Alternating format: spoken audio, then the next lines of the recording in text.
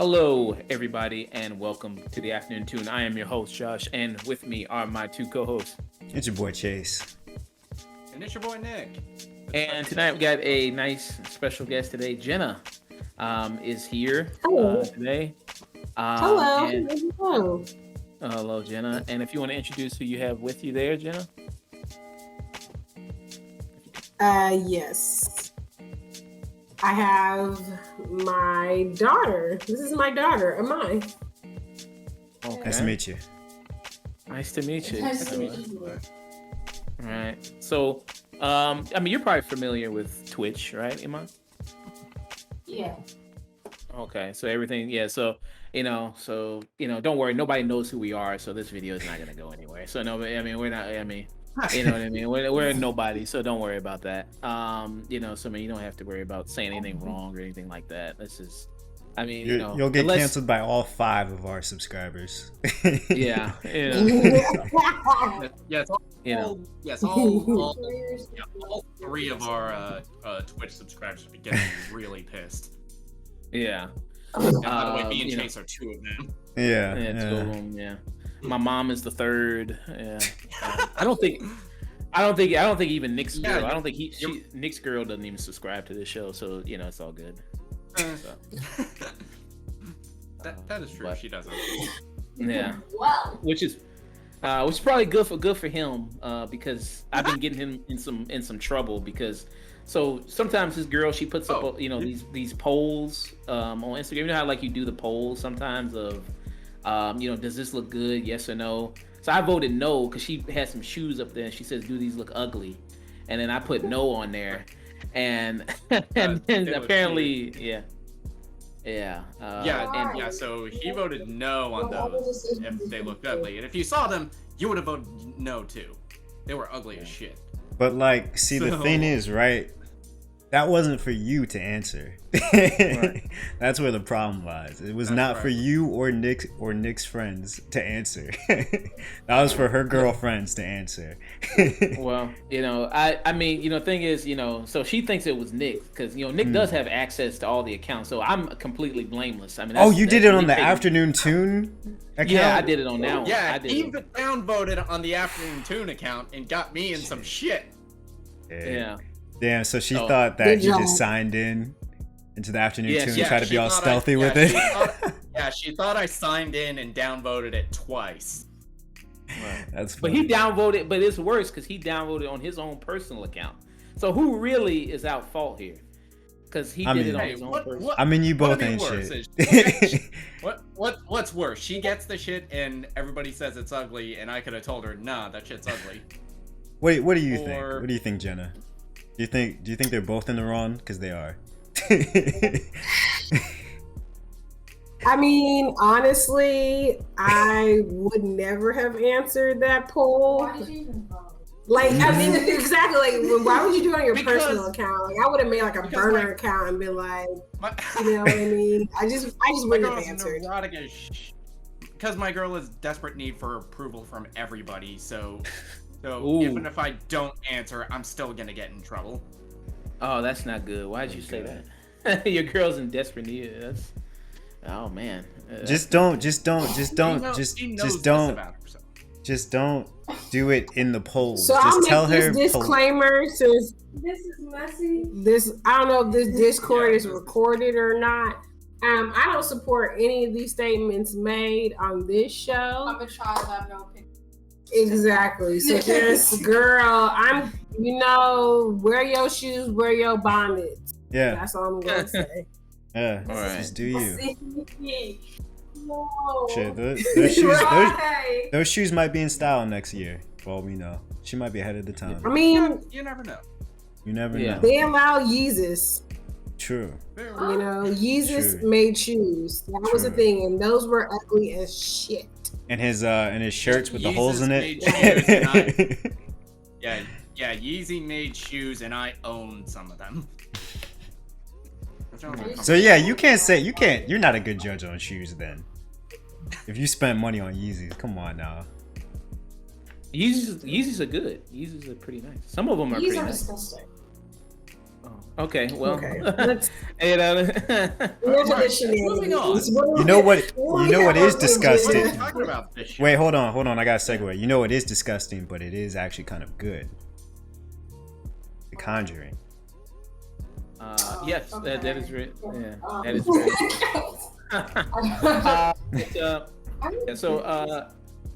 So just to make sure, Nick, if you could just keep track of chat, things like that. I have it also on OBS as well, just in case somebody comments, everything like that. So I have that up as well on OBS.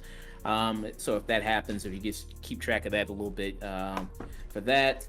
Also, so to get into the show and everything like that, we're going to be discussing The Conjuring. That's why Jena and Iman are here. They're going to be discussing. They're big fans of the Conjuring series, so they're going to come in for that. You know, they're going to be coming in for that. You know, so 1 and 2 and 3 will be having overall discussion for that. Also, we're going to be doing a little bit of a segment. Oh, hey, thanks for the follow there, Yoki-san, Teddy-san. Thank you for that follow there. So we're going to be doing that. We're also going to be discussing a little bit, doing a hot take segment. So we're going to be trying out some new stuff, doing a prediction segment. We're going to be predicting the biggest Hollywood blockbusters. Oh, what, Jen? I would like to participate in that. Okay, yeah. So we're going to be predicting what's going to happen in Fast and Furious 9. We're going to be predicting what's going to happen there. We're also going to do a hot take. Yes, Fast and Furious 9. They're on 9th. They're on the 9 one. 9th Yep. now. Yes, they made 9 of those movies. Yeah. Yeah. They kind of snuck the 8th one. They have gone. Yeah, they've gone further than anybody ever thought those movies could go. Yeah. After Suki was removed from the cast, I didn't feel a reason to watch it anymore because my favorite character was gone. So I was like, well, if Suki isn't there, then Okay. who Who is Suki again? I forgot who Suki was. She was in the second one. Asian She girl. was, that, Ebony Oki. yeah, Oh, she okay. was the Asian girl that had like the really cool little kitty car that I admired as a child, and that's what I wanted. To this day, if I could make that car, I would. And I would drive around, and I don't care. Well, they might bring her back. I mean, they got Bow Wow's coming back, and what's that other dude's name? Yeah, they dug Lucas Black out of whatever Hollywood jail he was in. Yeah, Lucas Black. He's back. Just as country as ever. Boy, that boy's country. Holy crap. Yeah. Dude, I watched the 7th one last night, and it's just hilarious that they insert that like end scene from Tokyo Drift only to cut, and then Lucas Black just aged like 10 years in the span of like one cut. Yeah. I mean, it's I keep forgetting that impressive. timeline. Like Tokyo Drift is like in between somewhere. Yeah, Tokyo Drift is like between like 6 and 7. Okay. Yeah. So the Hulk car that Bow Wow drives, it's not because he liked Ang Lee's Hulk, it's because he was a fan of Age of Ultron, because that would be like in like 2012, 2015 that time. Okay. Sure. I mean, that's probably the most logical thing in those movies. No. You wanna take a logic dive. Yeah. They play like Ludacris's "I Got Hoes" in the first movie, and then the second one and joins the cast as Tej. So who sings that song in this universe? No. Maybe he's just a twin. You know how they say you have like 8 other dudes that look just like you apparently out there in the world? You never heard that before?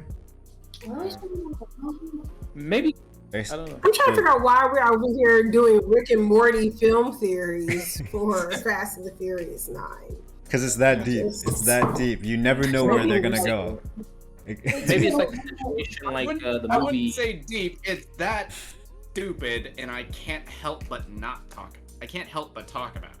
You really just don't know where it's going. I mean, I know it's going to the moon eventually, but like, you know. Well, supposedly they're going to cross over with predictions segment. Yeah. Yeah, so supposedly they're really trying to push the whole crossover with Universal, so with dinosaurs. So yeah, that's crazy. Yeah. They're doing a Jurassic Park crossover. Crossover. Yeah. So we're going to do that. No one can stop these dinosaurs. DVD VCR combos. Yeah. And family. Yeah. So we're gonna do that. We're gonna have a hot take segment. So we're gonna discuss. There was some film hot takes. We're gonna try that segment out. We're gonna be discussing if is acting easy? Can anybody do it? There's some kind of that going around. We're going to be also discussing as well if you could, like a character that showed up in the movie for 15 minutes and stole the entire movie, what movie character did that, and as well if you could put a character in a film and make it better or worse, who would that actor be if you put them in a film. So we're going to be doing some kind of new stuff, a little bit, trying some new stuff out on this, and as well as like trying some new stuff out. Like we're streaming on Twitch for the first time doing the podcast. Usually we do it pre-recorded, and then we upload it later. So this is our first kind of live thing doing it. So there may be some rough spots there. We said, fuck it, let's do it live. Yeah, absolutely. Do it live! Yeah. All right, so to get into things, we'll be discussing Conjuring, The Devil Made Me Do It. So this is the third film in the Conjuring franchise, the long franchise that they've had, which includes spin-off as well, things like Annabelle, things like The Nun. In this film stars Patrick Wilson and Vera Farmiga, who again returns as Lorraine and Ed, again hunting those demons. This begins very much, opens up with an exorcism. Actually shows nods to The Exorcist. The scene like where the priest comes out the car, so it shows nods. The film actually has other nods to horror films. Like you have a Shining reference in here, scene that's very reminiscent of that. So it has all those kind of other things included. And just like with the film with Amy Adams, the woman in the window, never try to open your film with a movie that's better, referencing. I don't think that's ever a good strategy. A film that's, far superior, I don't think that's ever good. But so in this one, they are dealing with the family, the Johnson family, and it's based on a real case, and that's where the title comes from, The Devil Made Me Do It, which was a real court case that happened in the 80s, in which the defendant claimed that the reason he, murdered someone was because he was possessed by the devil. So that element of the story is true, and that happened. And then Lorraine and Ed did consult on the case, and they did, kind of investigate things. So that is very true when they say based on a true story, things like that. So in this movie, I've been a fan of the Conjuring series 1 and 2. I did like very much. I thought they were very good ghost stories.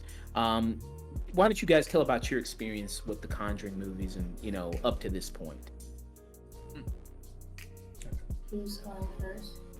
I guess we could go first since we're the one with the special audio. In fact, that's why you're here, is it not? So I brought my daughter along, and she's a big fan of the series. I'm more of a fan of like the James Wan Conjureverse, Insidious verse as a whole. So when this movie came out, I wasn't like that excited, but why were you excited, for this film? Excited. It was one of the few horror movies I actually let me see in theaters, because you never let me see Insidious in theaters. You had me watch that on DVD. And for some reason, 7-year-old me was very petty about that. I don't know why I was so angry. I just was. But I think I was like 11 or 12, maybe younger, maybe like 10 when that movie came out. And so I guess, I went with Chad. Okay, so I went without my mom. So it's the way I managed to go see it, and I was excited because I always liked horror movies, even as a child. People find me weird for that. You can't really change it. And I was excited to see it, and it wasn't as horrible as the experience I had watching Sinister. So. Oh yeah, Sinister. I accidentally took her to go see Sinister. I didn't know it was gonna have those type of scenes at the time, so we were both surprised. So The Conjuring was definitely more her speed. I will say I like this series as a whole. I just came off of A Quiet Place 2, so I was really pissed off at shitty sequels that were getting praised because that film just wasn't that good. And I was pleasantly surprised with this one. I liked the different take they did. This was more of like, it gave me X-Files a little bit more, actually. more of like a detective. Like I was watching a really good episode of X-Files. So I kind of like the fact they also grounded it with an actual person. A lot of these based on recorded events, because we can't say if they're true or not. So a lot of these tend to deal in the realm of like supernatural. So if you're not like a hardcore Christian, you're not gonna like get hecka scared. But with this, it was scary because it was an actual, you know, grounded being. Yeah. And it was pretty good. I mean, I have my issues with it, but I mean, other than that, this was actually a pretty solid addition and a nice little tie-up for the Conjureverse. So I liked it. Okay. Nick, what about you? Oh, Chase, you can go ahead. Nah, Nick, you got that. Chase, go ahead. Nah, he passed the ball to you. Alright, I think I saw this movie when it first came out. Had the time of my life because these movies, I'd say more than any, they're some of the most fun you can have in a theater. I was with a good crowd. We were all like jumping at the right moments. During the entire movie, pretty sure the people I was with at the time, they were annoyed because I was always screaming. Or just because James Wan, the dude, I would call James Wan a modern master of horror. The guy has like started off like multiple franchises, introduced new horror icons late into the 2000s. Like he's the guy that brought us guys like Billy the Puppet. He brought us Annabelle, The Crooked Man, The Nun. It spawned like 2 entire franchises in horror, which very few directors can claim that they've done.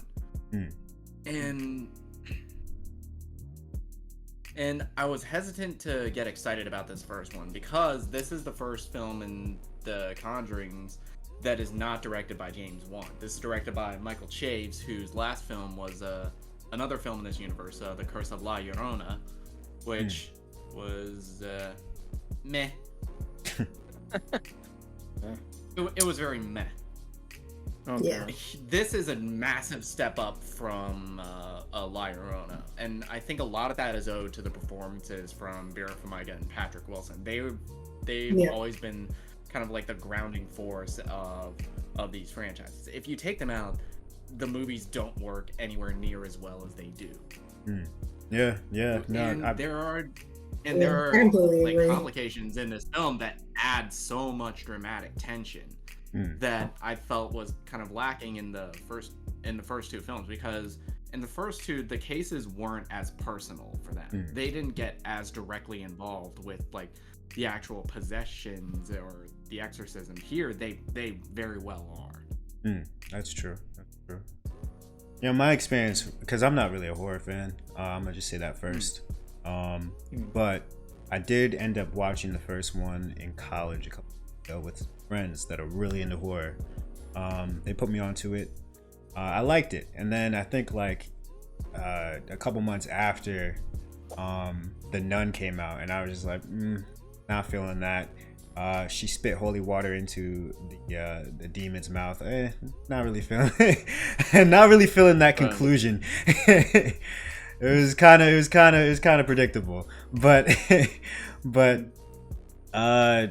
I just finally saw the sequel to the original Conjuring 2 today, and I binged through the whole Conjuring trilogy kind of all as one today.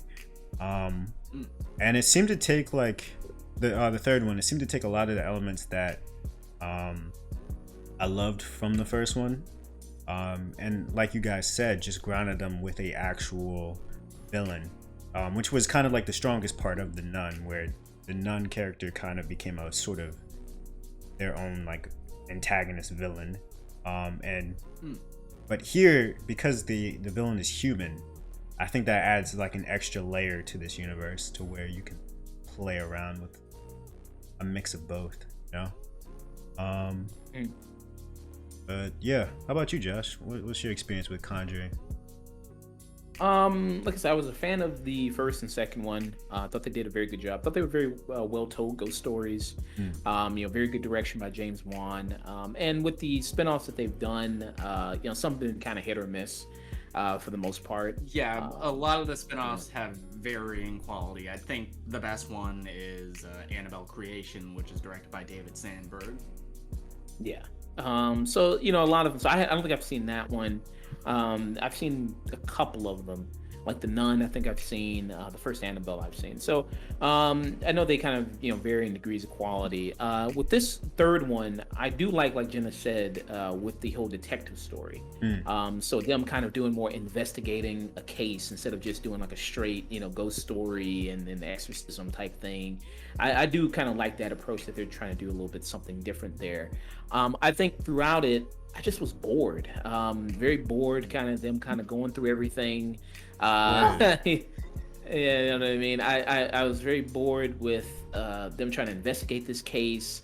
The whole incidents with the guy and with him committing this murder. And I mean, part of it, I guess, with a part of a good investigation is that there's a mystery, right? So we know this is a ghost story. We know that this is a movie about supernatural beings. So it's not like trying to leave it up in the air whether is this guy just crazy that he did it, or was it really he was really possessed or something like that. We already know the answer to the question because it's a supernatural story and we already see it. I think there's a lot of really things that you can kind of see coming, especially when one character gets introduced. I mean, you basically can write ominous on his forehead. I mean, everything about him is just, creepy and it's like, okay, I mean, almost to the point where it's like he's like a character in Resident Evil almost. It's like, man, I mean, it's like, yeah, I mean, the you're selling guns and bullets really, and shit. the aforementioned really creepy guy. The aforementioned really creepy guy is played here by John Noble, who I'm always happy to see, and he plays creepy very well. Yeah, a little too well. A little too well. Yeah. So I mean, you can basically predict, a lot of stuff that's going to happen with him, and when he shows up, I mean, they're basically, writing the writing on the wall there. I think one of the cornerstones of this series is Patrick Wilson, is Vera Farmiga. Patrick Wilson, again, stylish guy. I mean, the 70s, 80s, they look good on Patrick Wilson. I mean, he's stylish, man. He's got the nice look, got the hair perfectly nice. especially when they did the movies, the first one in the 70s, he had the sideburn. He was rocking the good sideburns. You know what I mean? I was like, wow, you know what I mean? He was dressed nice, hunting demons, but I'm gonna make it look good. Hey, man, I appreciate that. Can you stop shooting your shot? Yeah. He's not watching this. You know what I mean? I'm just saying. Yeah, right. The thirst is fucking real. Well, Patrick Wilson, I mean, he's in every single movie, but refuses to be famous. So I think I got a shot. So I don't know. I mean, he might, he might be open. But yeah, I mean, so I think, again, like Nick said, I think they're one of the best things in it, and very much a good cornerstone in it. But I mean, Jenna, what did you all think about it? Well, I will hand this off to you, ma'am. Step up to the mic. Oh God. So what did you think about this movie in particular, if you could sum it up? I liked it. There was one scene that scared me in particular, and I think that's when Arnie is losing his mind with Bruno, and he just kind of pops out on top of his girlfriend, and I was like, oh, okay. What? Speak up. That's so loud. Go ahead. I said one of my favorite scenes was when Arnie went crazy on Bruno, and stabbed him a lot, because that actually scared me. I think what scared me about it is that I turned away to eat a Rice Krispie, and I looked back, and everyone was just, there was a demon coming at him full speed, and I was like, oh, okay. I screamed. Apparently my mom heard me scream. Yeah, I heard her scream all the way downstairs. Because I wasn't ready. I was eating a Rice Krispie because I turned away when it was in that dark dog cage far away, and it was silent for a good 10 seconds. So I was like, okay, nothing's happening. So I'm going to go. And then, of course, when I go to check something, that's what happens. But that was one scene that scared me. I also like the scene where the little kid, the waterbed. Where he got snatched from. Oh my god, that poor child. That's poor baby. That's one of the best crafted scares in the film, and that's the one that felt the most of this franchise. Because I think the formula with these scares is, all right, look over here, look over here, look over here. Okay, nothing's there. and then the jump comes out in a different angle. Yeah. They lull you into thinking that you're safe and that they're just messing with you. He was like, Motherfucker. he was like slowly getting. He was like slowly getting off, and I'm like, why is he moving? Get off the bed, like there's nothing there. And then that happened, and I was like, oh, there's something there. Oh no. What's funny is my parents used to have a waterbed. And that was actually one of my biggest fears, was that I would either drown and get like pulled under into the waterbed. So it was interesting that they would use that particular, like most people see waterbeds, they think relaxation, nothing really scary. It also was another nod to Nightmare on Elm Street, which I'm always here for. So that was also like another nod, but that did scare me because as a child, I really thought there was like a dead body inside of my parents' waterbed. So, I mean, it definitely doesn't do anything new in the jump scare department. But I mean, if you're watching The Conjuring trying to be actually scared, this is not. I don't ever think The Conjuring was like a scary film series. It's horror in the traditional sense of you're in tight spaces where you're supposed to escape to, but they're actually not safe. It's traditional horror, as in, you know, you have your victim, you have your hero, who are the same character who is played by Lorraine Warren. So you have your typical, you know, horror tropes. But all in all, I mean, you're looking for a good time, a popcorn film you can watch with your kids instead of seeing them too sinister. I can watch it now. I look at it now, I'm like, I get this? What? Like, I was screaming? Like, yeah. I mean, Sinister's a whole lot. I think Sinister's a whole lot worse. Yeah. I'm sorry. It That was was. unnecessary. But yeah, I think Conjuring, I'll give it 3 out of 5 times I said that this shit only happens to white people. Facts. Five times the entire time I'm looking up with characters. And I'm like, you know, you can like walk away. Like, Yeah. you can leave. Like leaving is an option. Yeah, why don't I just leave? If I was like in a situation, if I see things in a corner, I'm just gonna be like, all right, closing that door. I'm gonna go take a walk. I'm gonna just act like I didn't see that. Yeah. Because unless it's like progressively coming after you, there's no reason for you to walk towards it. Like, why would you walk? Like, why?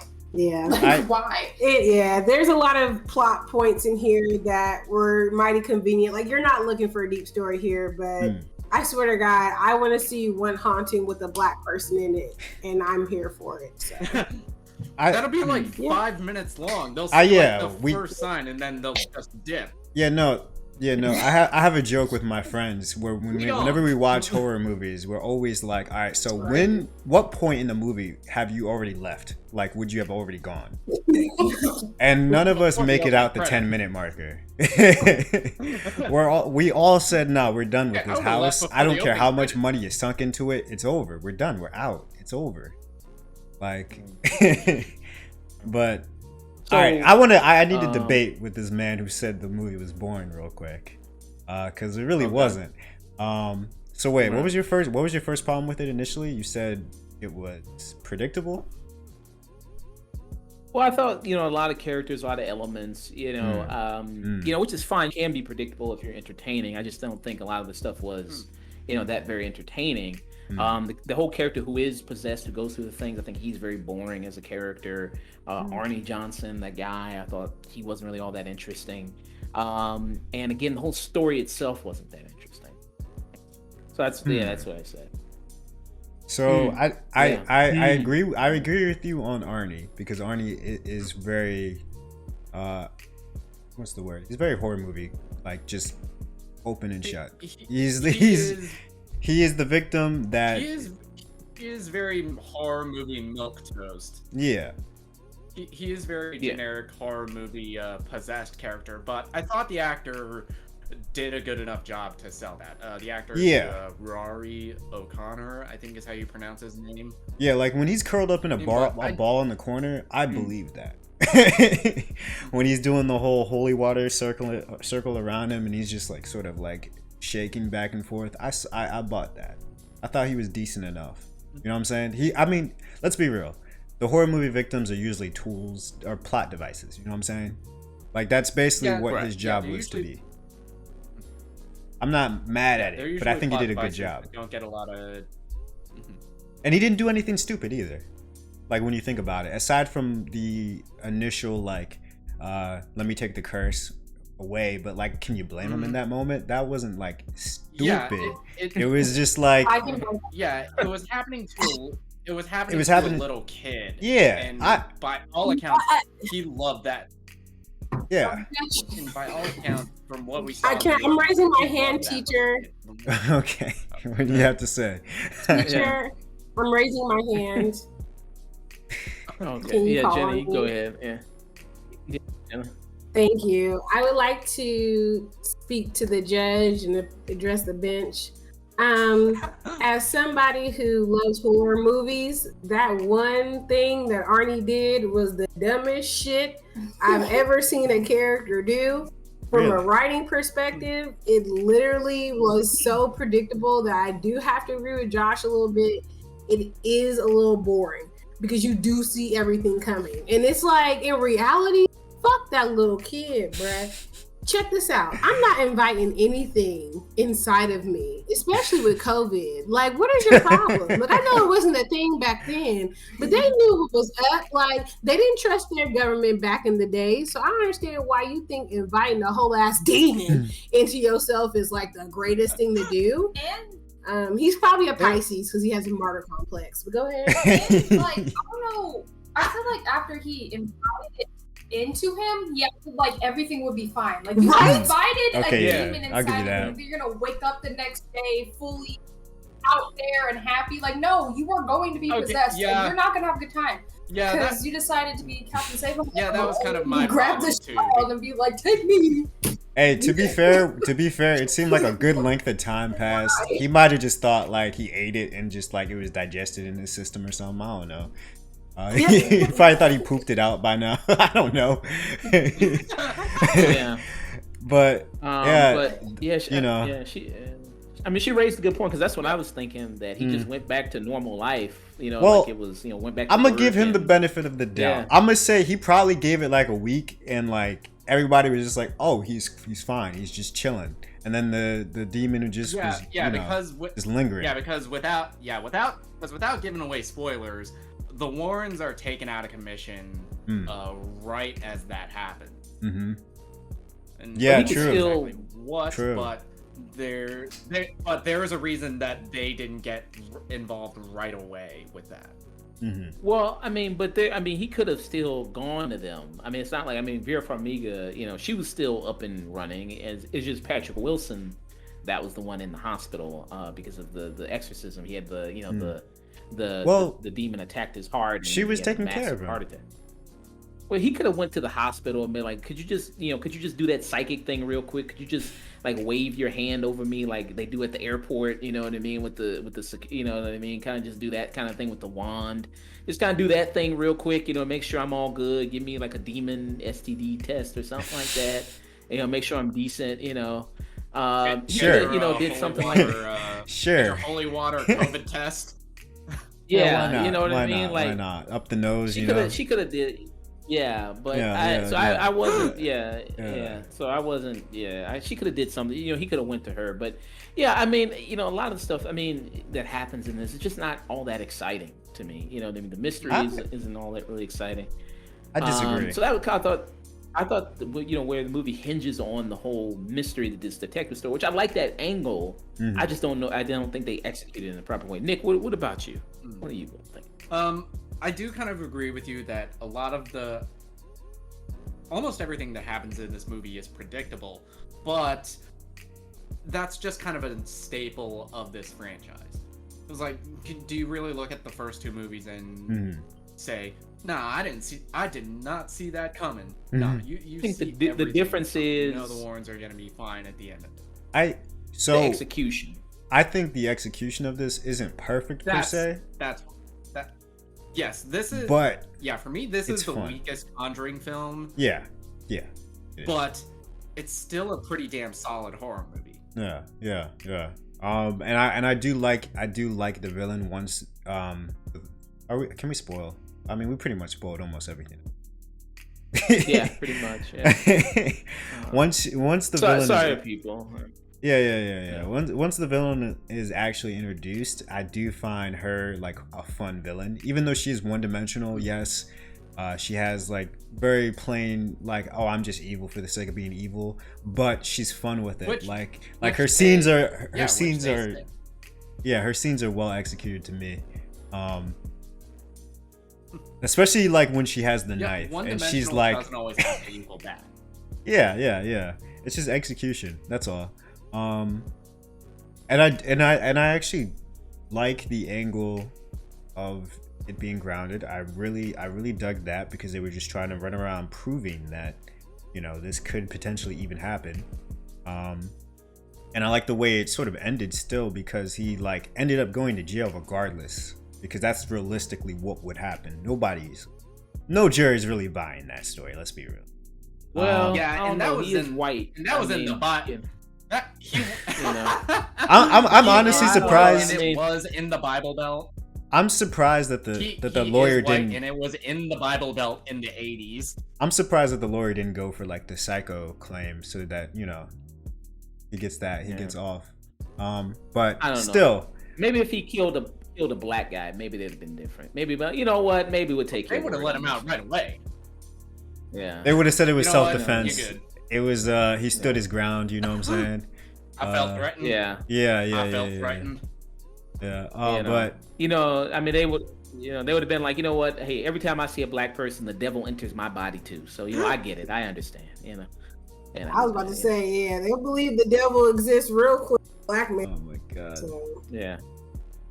But yeah, sorry I cut you off there, Chase. Sorry I cut you off. It is in the Bible Belt, so I can't see how that defense worked. I don't know. I had fun with it. It was definitely the most campy that this series has gotten. I mean, like, seriously, at the end when he's having like a minor heart attack or whatever, she has like the pill conveniently in a locket. Of course she did. Everybody knew that was coming. But like, you know, I just think that it was fun enough. It wasn't necessarily nearly as scary or attempting to be as scary as the last two, but I think it tied enough together for it to be a decent 7 out of 10. 7. Okay. Because it's just like a fun time, you know? Okay. Yep. I recently had this discussion when talking about something like Spiral. If you compare that film to other films in the franchise, it's elevated, but if you compare it to other just straight up horror movies, it's meh.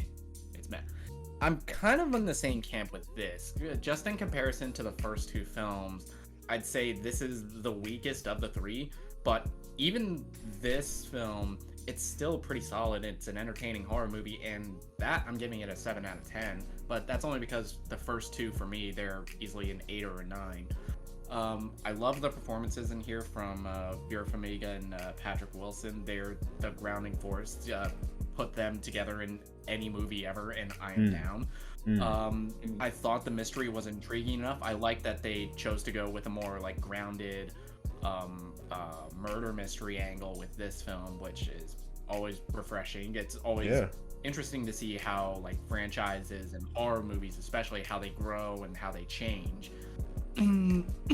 I liked the performance from Ruario. I hope I'm not butchering this guy's name. Ruari O'Connor.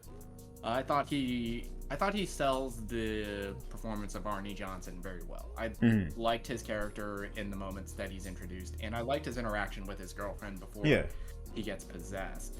And this movie, the scares, they're not as well crafted as they are in the first movie, but they are still pretty damn effective. And I'd also even say, like, I think they did a good job. Like, the consistent theme within these movies seems to be like a bond of some degree. And I think they did a decent job displaying both, like, because in this film it was basically romantic love that was the center stage. I think if they had made like the villain, maybe given her sort of like a more fleshed out backstory, or like, I mean, like, they do give her a backstory, but it's not that. But if they gave her a good enough Yeah, contrast to that, then maybe I could have given this an 8, because then you were getting somewhere with like a well-rounded cast. But I do think that they do a good job with the theme of romantic love, surviving all. That shit's gay. Happy Pride Month. That's the gayest shit ever. Fuck that love shit, nigga. It's a hot girl summer out here. Not everybody's Gay toxic. shit about Man, let me tell you right now, I would have left that nigga down there. Okay, no. I mean, the funny thing is that was a very Poltergeist. So also, like Josh brought out, that was another nod to Poltergeist. That kind of like family love. Like I get that each series kind of embodies those horror tropes. So I guess that was okay, but it was still just like, girl. I guess for me, I wish they would have doubled down, like how Chase said, was more so about her connection. But of course, the villain wasn't fleshed out, because the only way that was able to be broken when she was like, "Open your eyes." Like, it took me a couple of views to be like, "Oh, that's how she got him, snapped him out of it," because it cannot be the power of love alone. Like, if God cannot save y'all, what makes you think your white ass marriage is strong enough to like? Straight people are a trip. Straight people are so obsessed with themselves. They really think like their marriage is like the key to ending evil. And no, it's not, Sarah and John. No, your marriage is not strong enough to kill demons. So I mean, I don't know. I think this was a great film, though. I mean, again, I do appreciate the fact that it is entertaining, though. I do wish they had like given us more with the villain. Like they just had her look like she came out of a Quaker oatmeal commercial and from H&M. Bags. She had the Salem witch trial. I don't know. The fucking Salem, the Salem collection. Yeah. Right. American Horror Story was like. For me, I'm gonna give this a 5, strong 5, like 6 out of 10. I'm not hating on that. For the reasons I said, I think the story just lacks the execution of the first two. I think it lacks the scares and good horror elements of the first two. I think the story is good angle. I like them trying to do the whole investigative detective story angle. Thought that was good. Thought that was a good new approach. Just poor execution. I thought it was just way too predictable, and they did nothing kind of with that. And I just think that overall, it's just this kind of whole story is just not that interesting. I mean, maybe you'll get some good fun out of it. It's on HBO Max and in theater, so if you just want to sit at home and enjoy it, I think it's good to just sit at home, and maybe if you have HBO Max, to just do it. But I know they changed their subscription service, HBO Max. So I know they said like, okay, you can do $9.99, but you can't get the new releases with that. That's just for the base service, and then there's the $12 that people pay for you get the new releases too with it. So be aware, in which one you pick. That's new. Yeah. Take notes, Disney. Well, I mean, yeah, that is better than Disney. Disney's asking for $30 individually. That's stupid. Asking, $30 for each individual movie, and they all happen to star an Asian lead. You stupid. You still running with that joke? That joke will never die. Emma Stone.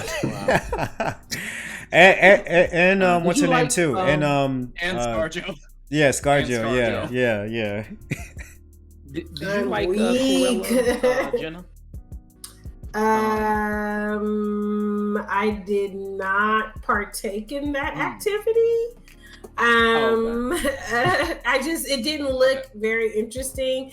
Chase, I still have your login, so maybe I'll use it. Oh wait. But then I don't know. I mean, did you pay the $30? We're not discussing that on live. But I do have other means. So you're broke. Okay. I do have means that I can link you up with to watch. That's fine. Hey, listen, I'm a big fan of Cody. Shout out to Cody. If y'all know who Cody is, allegedly, wink, support wink. the official release. Yeah. Yeah. But it's a fun movie though. It just didn't look interesting. It's a fun movie. Don't come into it expecting it. Was it though? Don't come into it expecting it to be a good movie, but expect it to be a fun movie. And I think you'll have a good time. Gotcha. Because it's ridiculous. It's insane. Like, yeah. It's insane, but it's earnest in its insanity. Yeah, it knows it's insane, which is probably the best part about it. Yeah. Yeah. Well, it was hard. I mean, I love Emma Stone. Emma Stone. Or the other one, Emma. Thank you. I love Emma Stone, Thompson.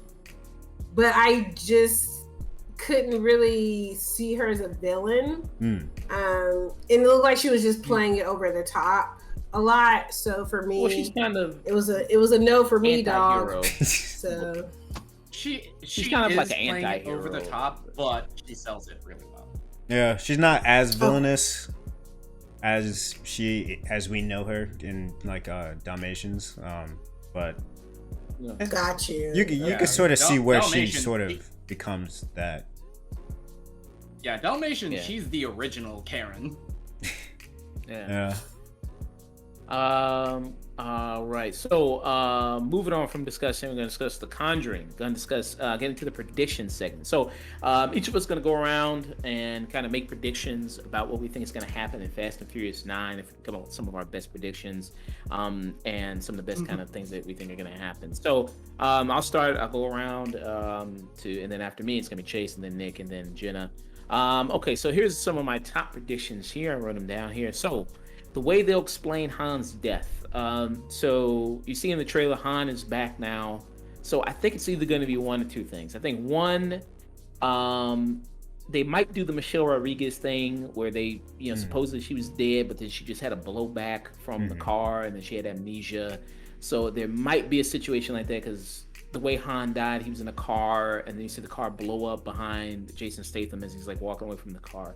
So I think you might have it where he like crawled out in some crawl space, like in the back seat of the car or out of that, and then he's just been laying low this whole time. Another theory, they might be, dumb enough to do this. They might say that it's his twin brother. They might do that. I'm putting. That's very soap opera-y. I'm putting money on twin brother. With it. Yeah, I can see it. So that's what I'm going. That's what I'm going with, twin brother. And then I'm also gonna say, so this may be an obvious one. Vin Diesel and not Jason Statham and John Cena, they're gonna team up obviously to fight Charlize Theron. They're gonna realize that family is the most important thing above all. Absolutely. And they're gonna team up and they're gonna fight Charlize Theron. I think that because they say that this is supposed to start a new trilogy of movies that's supposed to close it out officially. What? So this is like, so they're gonna do 3 more. So they're gonna do 3 more after this. Basically, they're gonna do. So this is gonna be the first one. They're gonna maybe do 2 more after this, and I didn't realize that there was a Fast and Furious trilogy. Like I didn't realize that were the original 3 supposed to be like, okay, the sort of quote unquote grounded reality trilogy, and then the other like 6 are like the No, the first 2 were the first one was just meant to be like Point Break but with cars. The second one, it's kind of like meant to like continue the grounded one, but they had to retool it because Vin Diesel refused to come back for the sequel.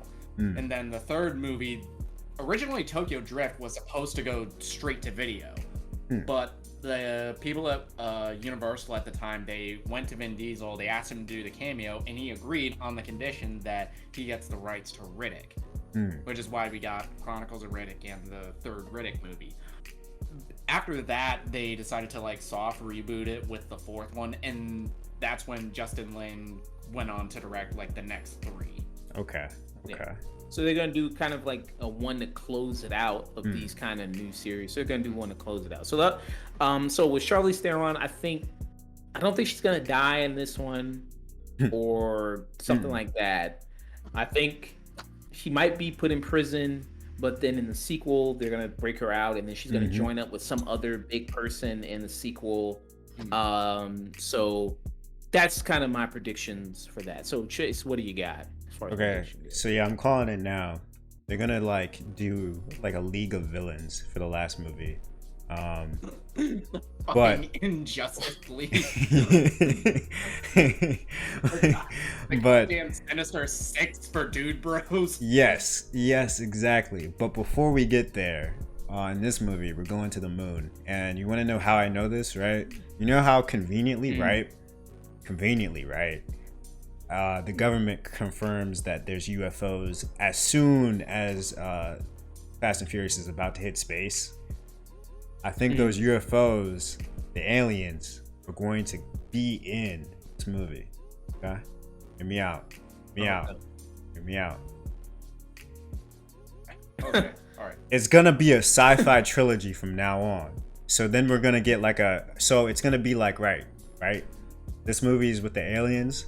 The next movie, of course, Jurassic Park. And then the third one is going to be like some type of like, I don't even know at this point because they're like superheroes. But it's gonna be like some like ultra like Space Jam type beat, but like, you know what I'm saying, like Space Jam 2 type beat, where like they're like uniting like all the properties that WB owns, or like they're owned by WB, right? Who are they owned by? No, Universal. They're owned by Universal. They're gonna do a Universal full collab, and we're gonna get the Universal multiverse of madness. And that's gonna be the final Fast and Furious. Everybody's gonna be driving cars. Like you're gonna see a raptor in a car. You're gonna see. you're gonna see who? Blue from Jurassic. You see Blue from Jurassic World driving like a GTR. Yeah. Who else does Universal own? I'm blanking right now. They own Harry Potter, right? Monsters. They own the Dark Universe. The Dark Universe? Yeah, they own monsters. Dracula. So yeah, you're gonna see Dracula. You're gonna see Dracula in a car, and he's gonna be racing Vin Diesel at night. And it's gonna be the wacky races. Yeah, I don't know, dude. This movie's stupid, but it can't be. But somehow, some way, they're gonna make it stupider than what I just threw at you guys. So, you know, we'll see. You guys have any predictions, Nick? Okay, so we know they're going to space in this one. Yeah.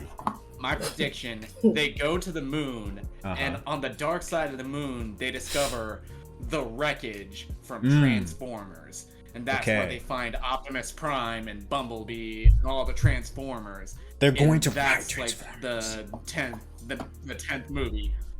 They're gonna cross over with Transformers, and at the end of the movie, they're gonna have a barbecue with Optimus Prime. Yo. And they unite against the fucking Sinister Six of the Fast and Furious villains. So you're like gonna see Charlize Theron's coming back, Idris Elba's coming back. You're gonna see Idris Elba riding on Ryan Megatron. Reynolds is gonna come back as the big villain.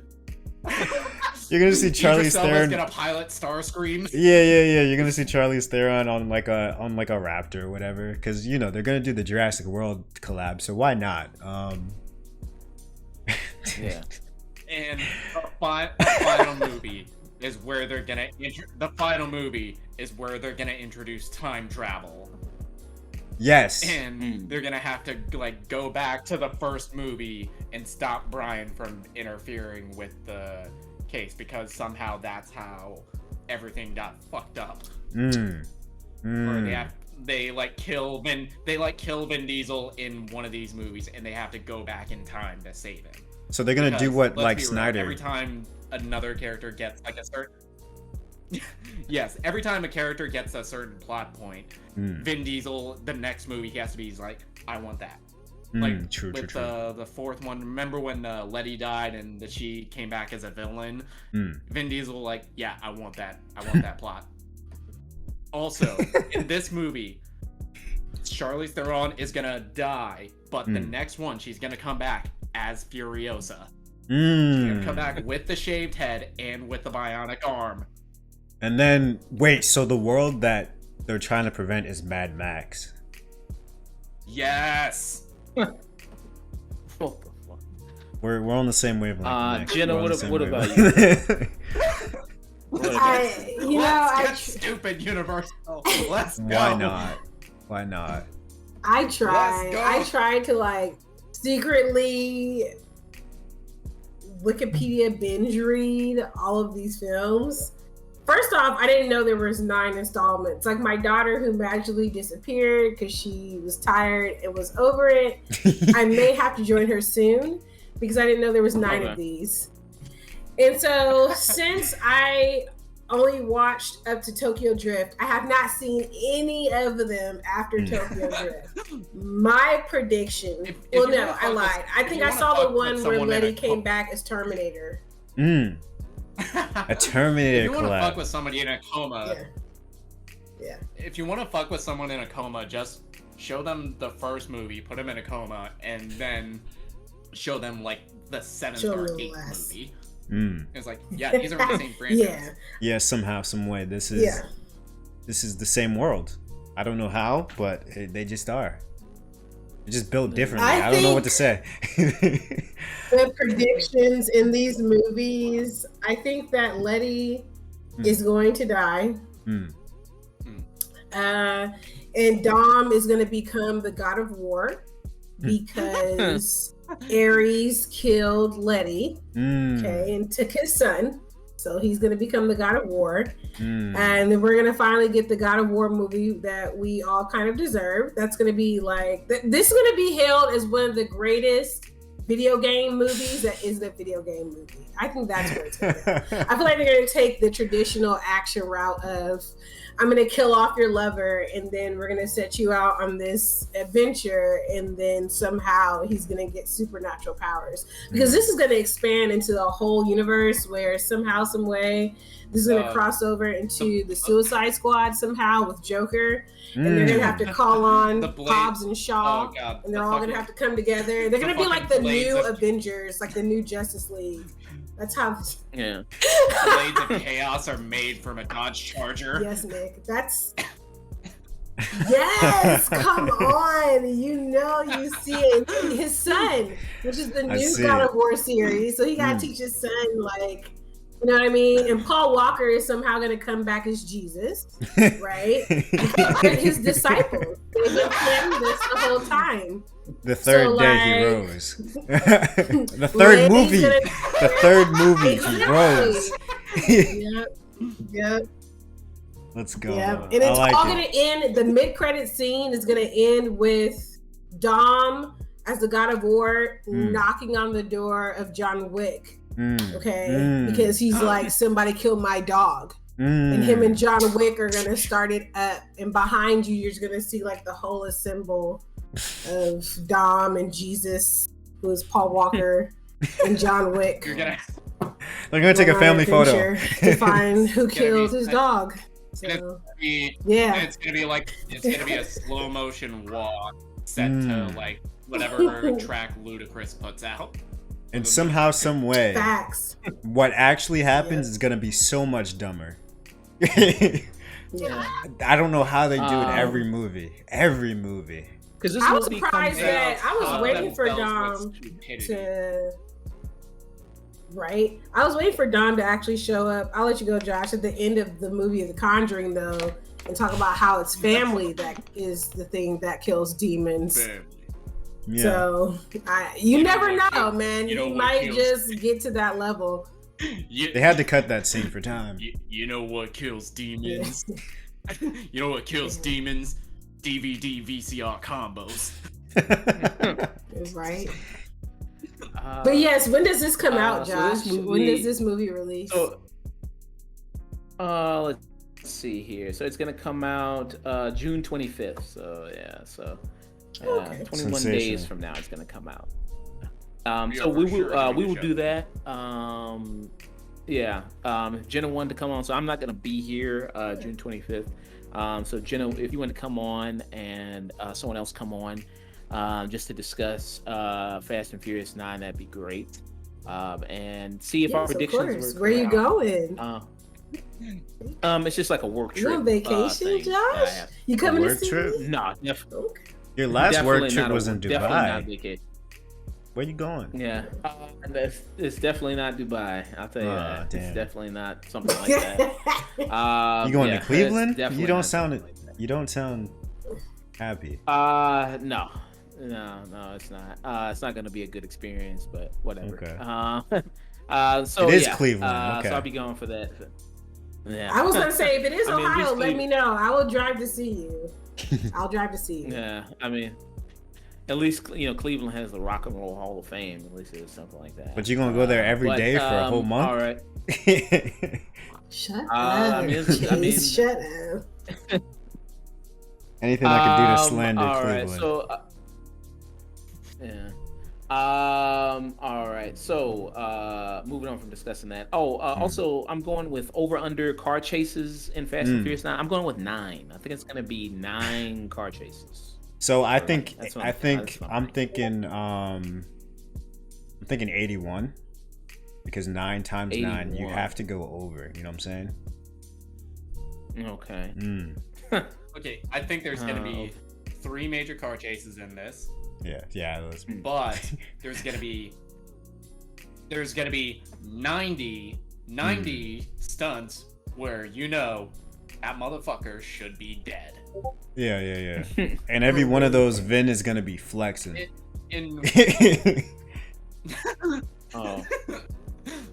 And then magically the sleeves of his shirt are just gonna disappear. Yeah. Because you see in the scene also in the trailer with Vin Diesel. Oh yeah, jeez. I mean, well that's the lifestyle, man. That's what you gotta leave. Yeah.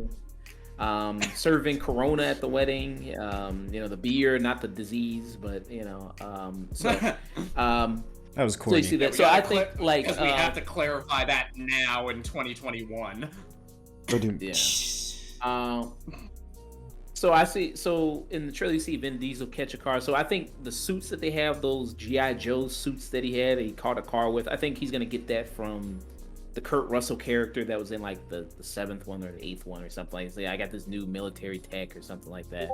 That's gonna explain it. So and it's the same suits from Hobbs and Shaw that made Idris Elba super strong. Yeah. Okay. No, but he was like experimented on. He was like turning like a robot. So wait, they're gonna get the super soldier serum. Okay. Pretty much, yeah. Something or a suit or something. It's gonna get explained that they've had this super soldier serum the whole time, and that's why gravity and physics don't work on them. Maybe they just have superpowers. They just control gravity. You know what I'm saying? Maybe this is just like an alternate Earth where beings are just more durable. Well, obviously so. I mean, if The Rock, he can literally push a rocket with one hand. I mean, he can just push a whole rocket. The man can like. I mean, I get he. Wait, nuke. What makes you think he can't do that in real life? Have you seen that, man? True. I mean, yeah, he is The Rock. Have you seen that, man? But yeah. So to move on to our hot take segment, so I'm gonna let Jena. I'm gonna see what she thinks about this. So, so a character in a movie that had roughly 15 minutes in it. Who do you think? Who's a character in a movie that was in 15 minutes, roughly around that time, and basically had the biggest impact on the movie? Oh, I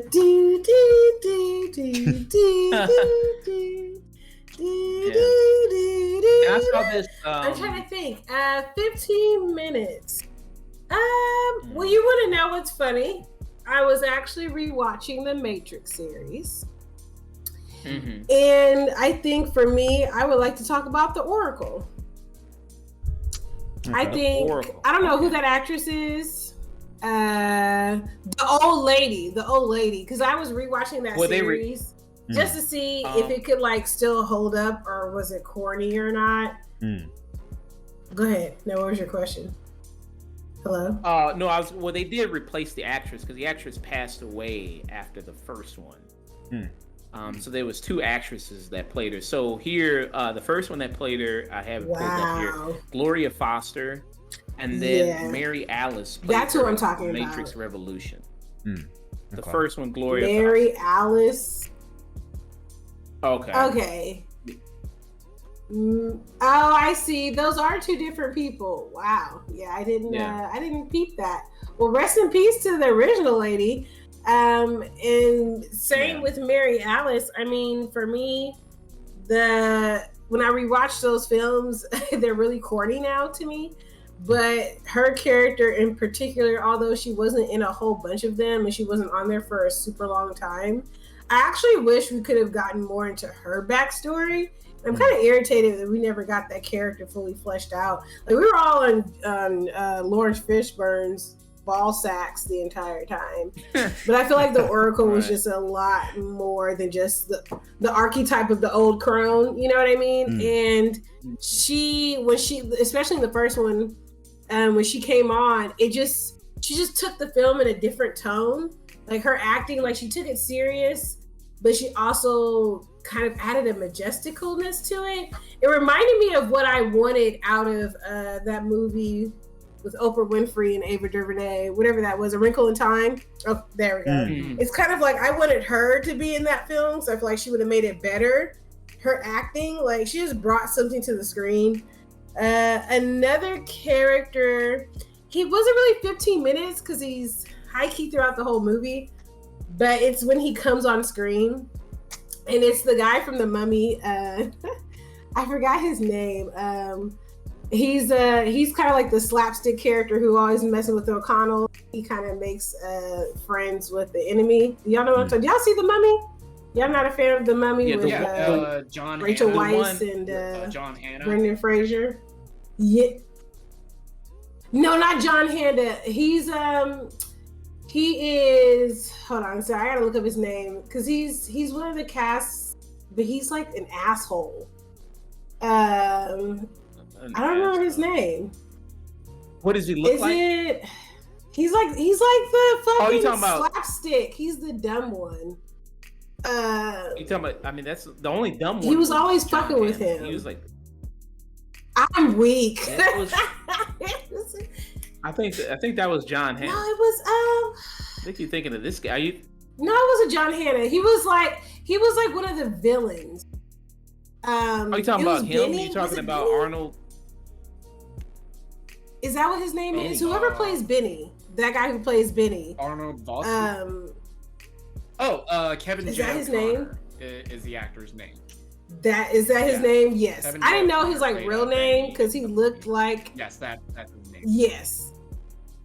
His interactions actually with Brendan Fraser reminded me of like what made that funny, because him and Benny were like always running into each other at random points of the film. But whenever Benny was on screen, it actually made the movie a lot funnier. Because you guys talk about John Hannah, but John Hannah's on there for more than 15 minutes. He's throughout the whole goddamn series.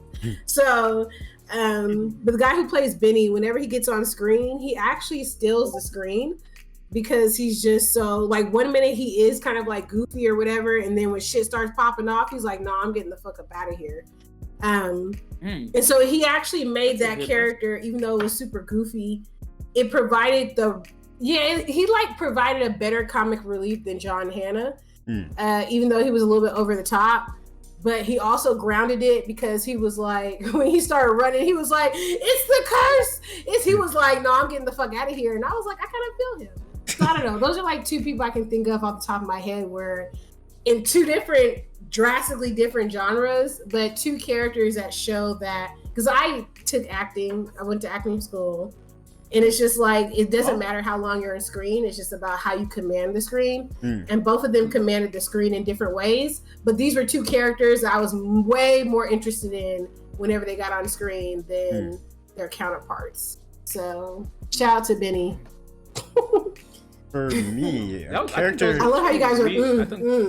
For me, a character that kind of sounds similar to. No, I think that those are character two from... really good characters.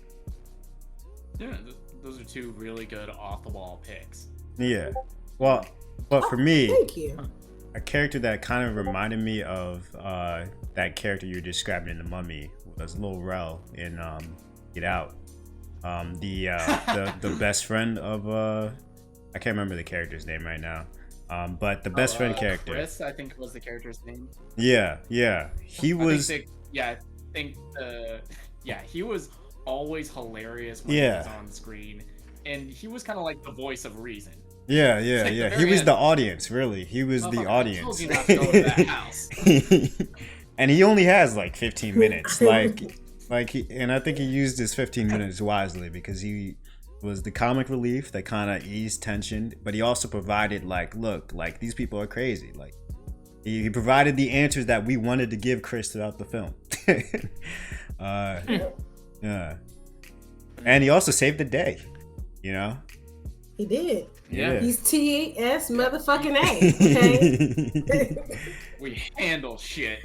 But I don't know. I couldn't really think of anybody else. I just watch anime. I don't watch movies. Okay. Nick? Okay, so I have two that come to mind right away.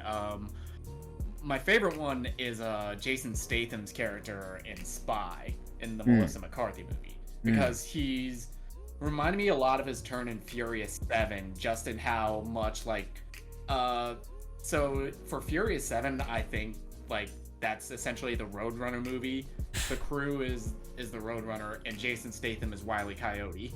He's just trying to find them, and he shows up everywhere they're at. And in Spy, he does it in the most hilarious way, doing self-referential to his own career and some of the insane stories that he tells. It was like, I've eaten enough microchips and shat them back out in order to build a computer. Once appeared convincingly in front of Congress as Barack Obama. I once drove a car on top of a train while it was on fire. Not the car. I was on fire. Pretty sure in those scenes he was just describing crank. Yeah.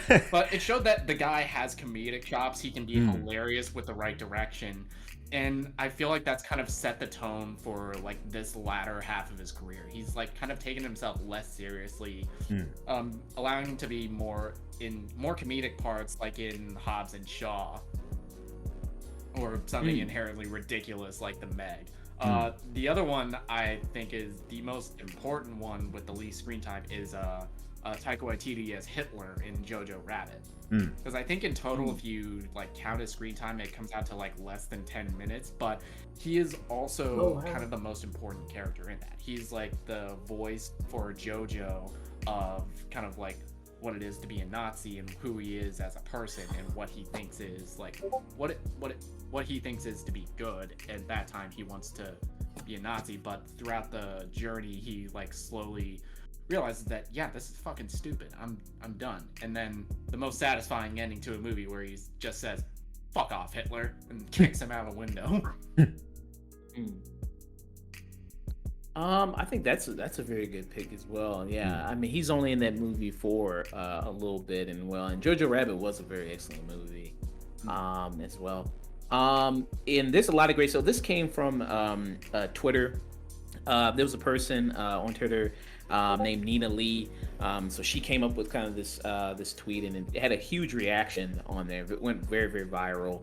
A lot of suggestions, a lot of people things put. Somebody did mention Lil Rel Howery as a suggestion. Somebody did mention him.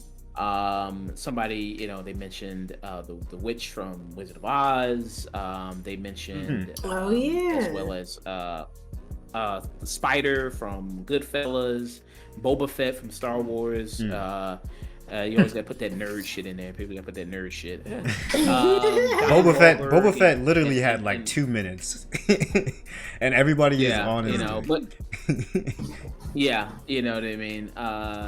Very much big impact. Somebody made a great suggestion. Parasite, the guy who's living underneath the place, the guy who's the husband to the maid that was there. I think that's a very, very great suggestion. Very great impact on the movie. Did he? I thought he at least he was in the majority of that second half, Yeah, he was an integral part to the story. Yeah, so I don't think it was just 15 minutes. I think he kind of broke the 15-minute limit.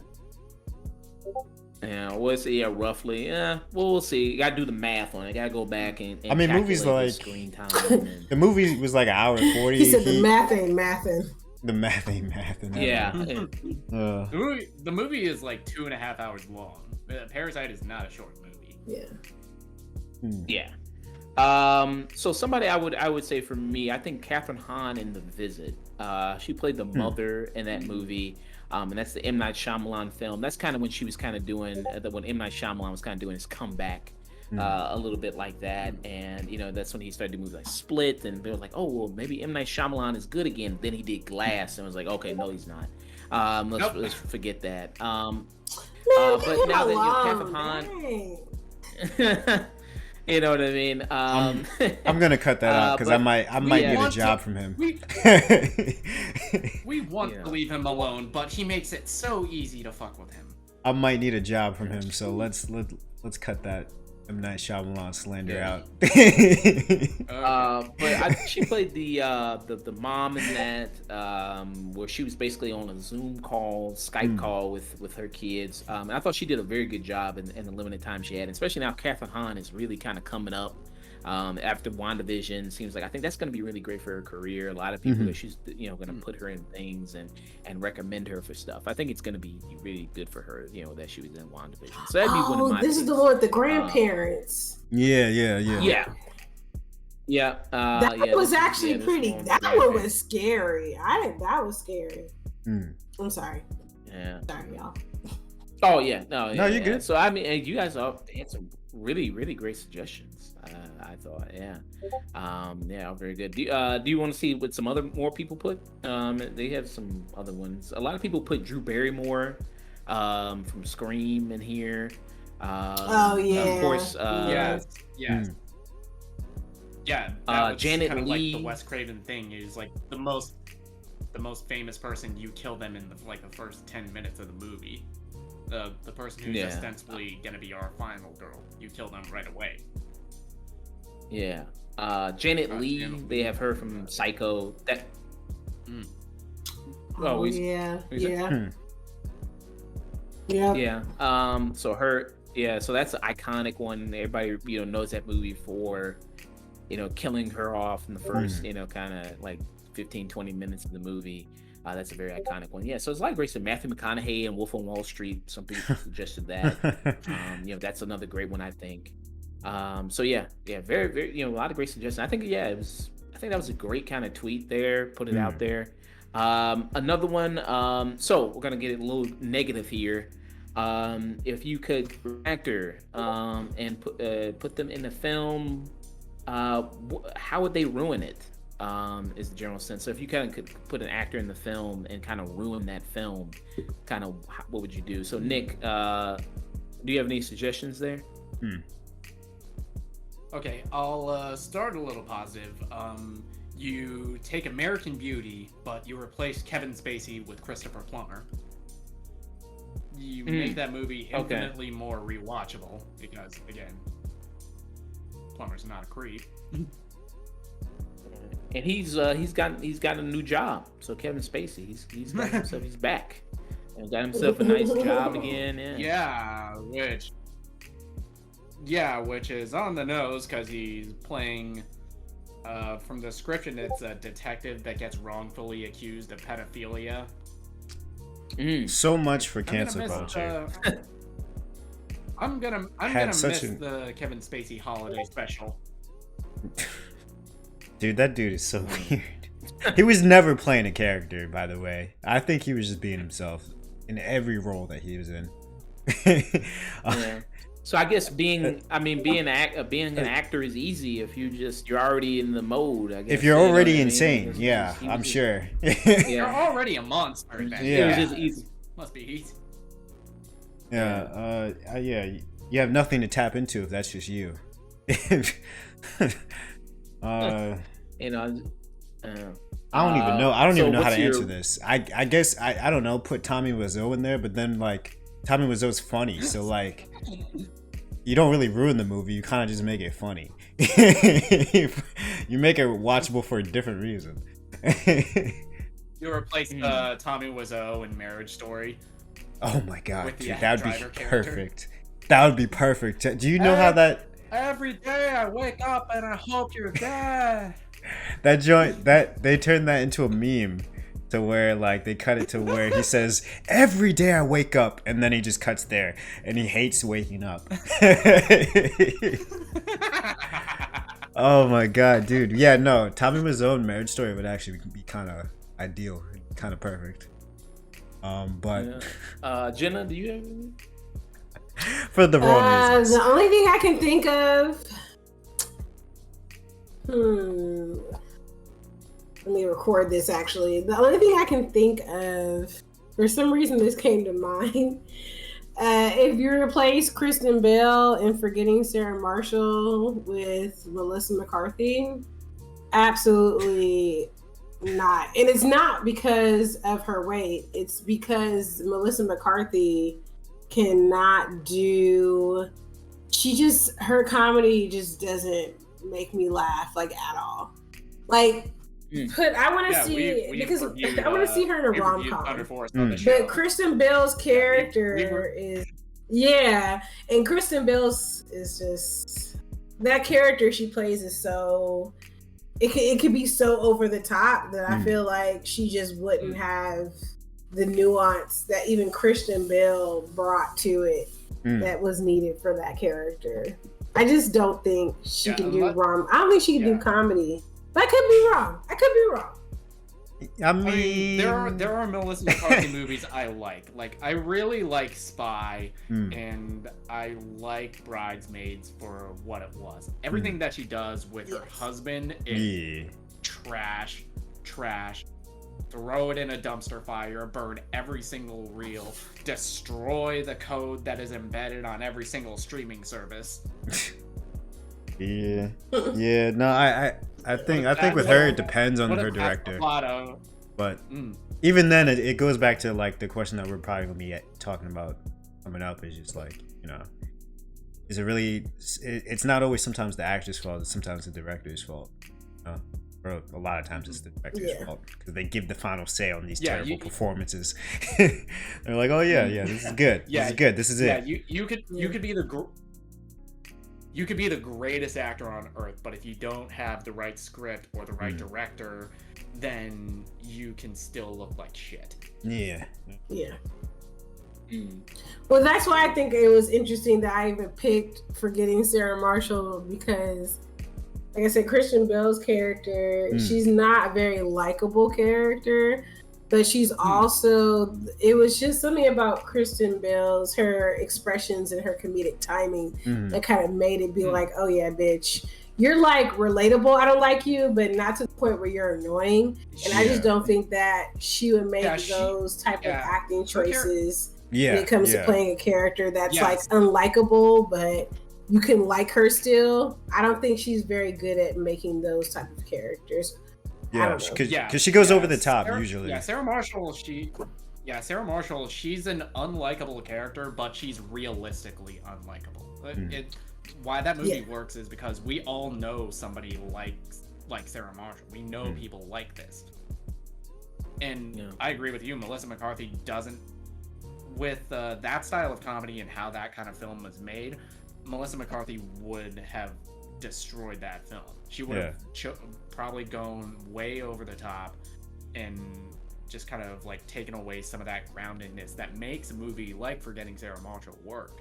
Yeah, we've seen her play unlikable characters too, and I mean, granted, I don't know if they were meant to be unlikable, but you know, she doesn't hit that range where like she's charismatically unlikable. No. You know what? Just randomly unlikable characters. What? But you're supposed to like them because guess what? She's fat, and she falls down a lot. That was not. Jenna, I don't know why this randomly popped into my head.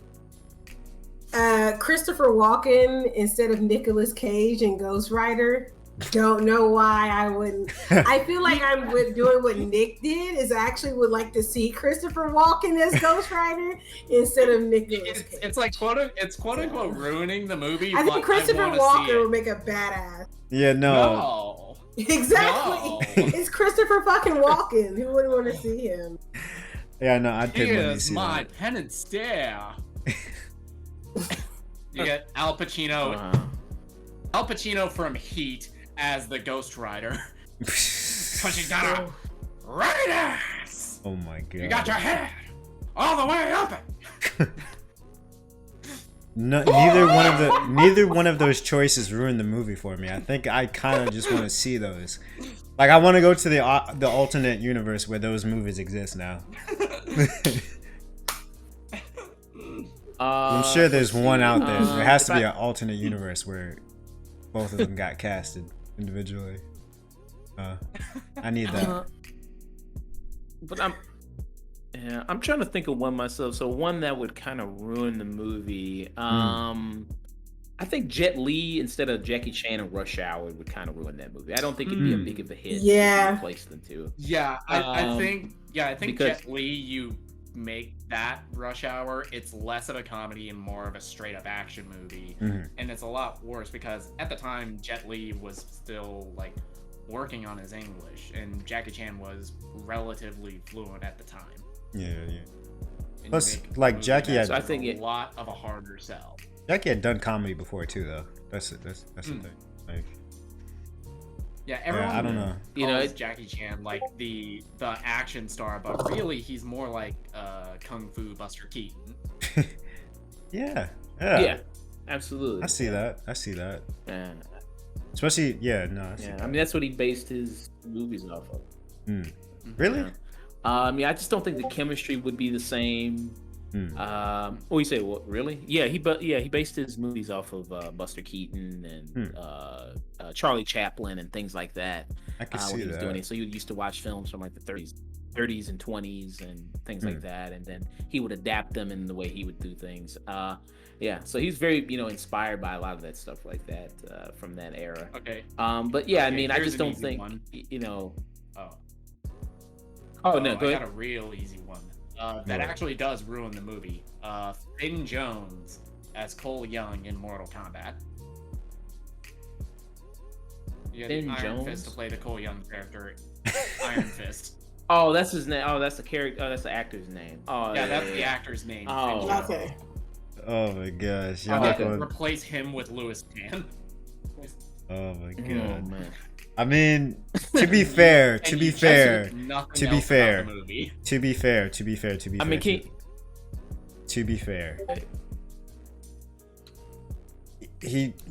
Lewis wasn't really given much to act with, so it really wouldn't have changed anything. It would have just been like, oh, now you just have to somehow explain the Scorpion tie-in somehow, some way, but. Because Finn don't look really a lick ruin of that movie anymore. I mean, yeah, no, that's one of them joints where like cut out Sub-Zero entirely. But you can't do that. I don't know if you can ruin that movie. That's the thing. I just don't know if you can ruin it anymore. I mean, it's already pretty ruined. Okay. It's already a wet sandwich. I mean, what you gonna do? I mean, throw it down a gutter? It's already pretty bad already. I don't know how much more you can add to it. It's like fun bad though. It's a good fun bad. For me, it's fun. I mean, yeah. Okay. All right. I don't think it really would have changed much though, because Cole Young doesn't do much at all. He isn't really given much. It'd just be like it'd be the same movie, but like more like, but just whitewashed, basically. Okay, so move on from that real quick. So we're gonna round it out with the whole is acting easy? Anyone do you think anyone can do it? So I'm just gonna go around. No. Nick, what do you think about that?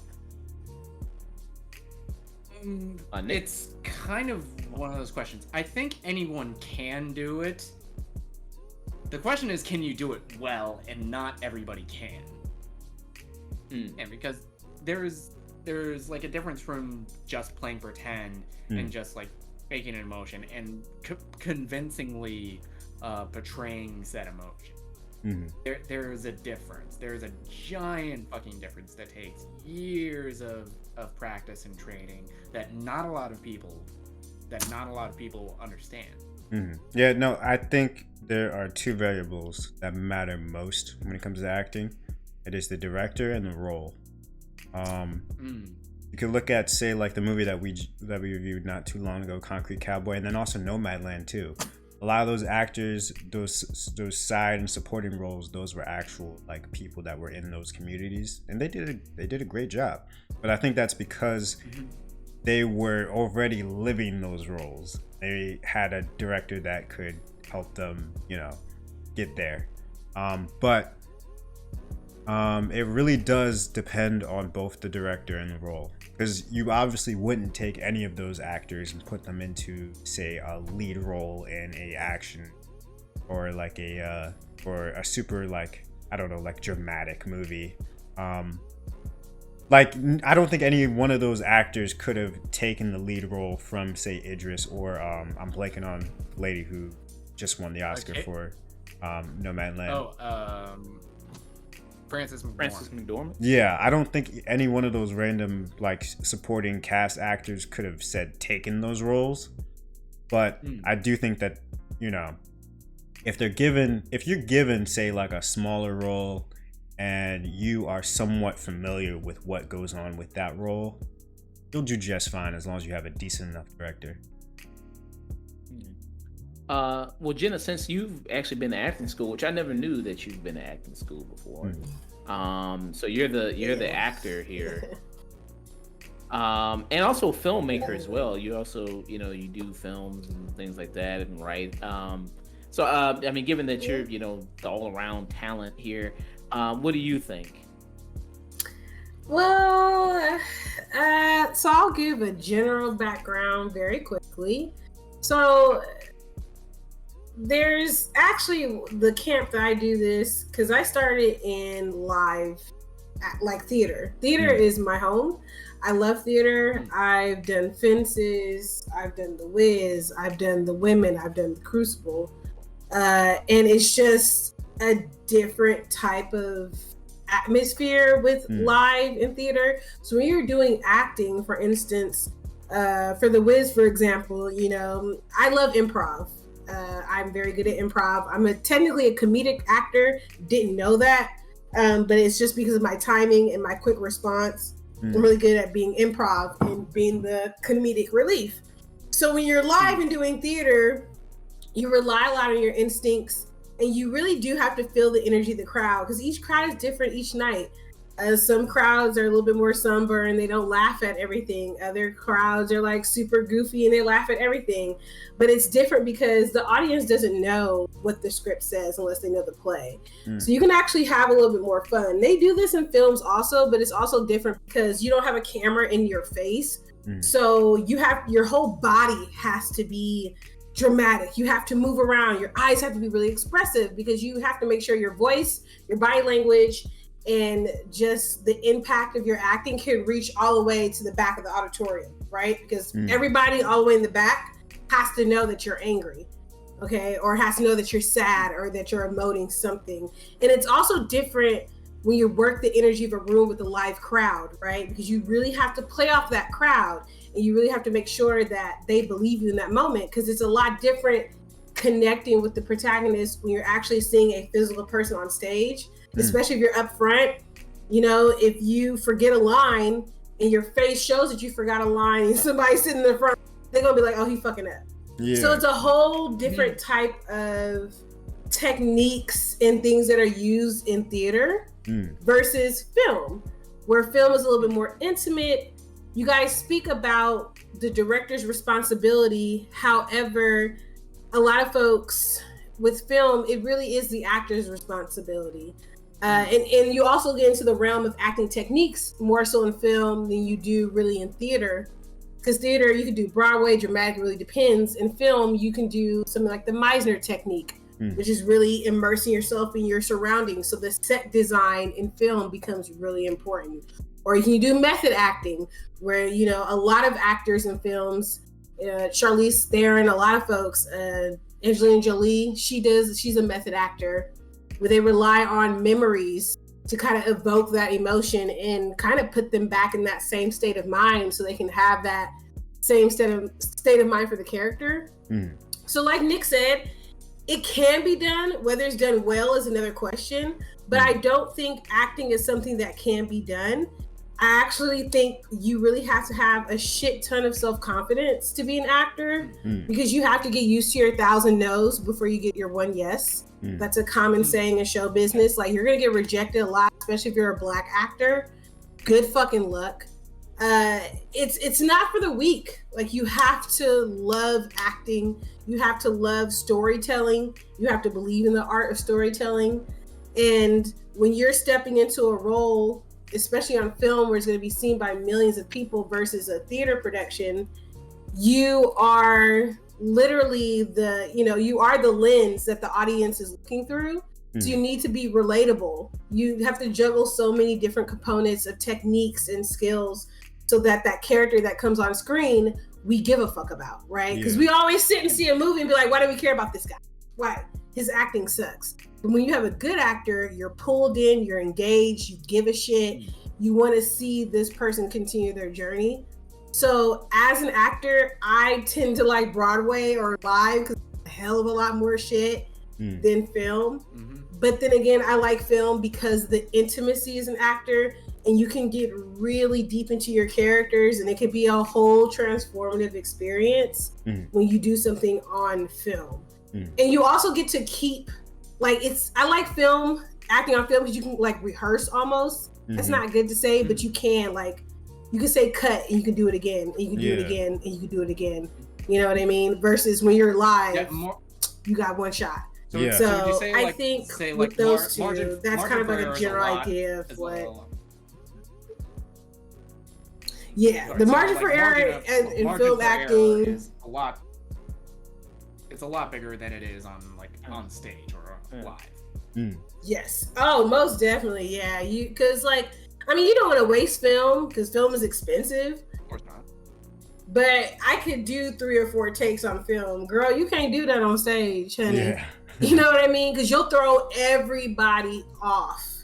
I've seen it, and I had to dive in on stage and save a scene, and directors love me for that, because I'll walk on and be like, hey, what are you doing? Aren't you supposed to be at? And they'll give you the clue for your fucking line. And people will be like, wait, did she break the fourth wall? Is she, it's nice to see people's reaction, but you can definitely save a scene, but you can't do that in film. You know what I mean? Like, you can't, it's not the same. Well, the editor saves it, really. Yes. Please thank your YouTubers. And I had to edit film, and I'll never do that shit again. You can kiss my ass. It is a challenge. It's a lot of work. Yeah. So I guess, if the question is asking, can anyone physically do it for the most part, like get in front of a camera and do it? Well, I guess in that case, in that case, I guess you can, if that's the kind of the one of the question. But if it's, can somebody be good at it is another question, and whether, like Jena, just said, the talent that kind of goes into it and the hard work that goes into it. A lot of people kind of, they talk about actors. I try not to demean any profession that anybody does, because I try not to say, well, that's easy, and what they do is easy, because I think no matter what you do, it's typically hard work, most of the time. People say the thing about athletes, it's like, well, why does he get paid so much money? He throws a ball in the hoop, like big deal. He's not saving lives, he's not doing anything. So why does he get paid all that money?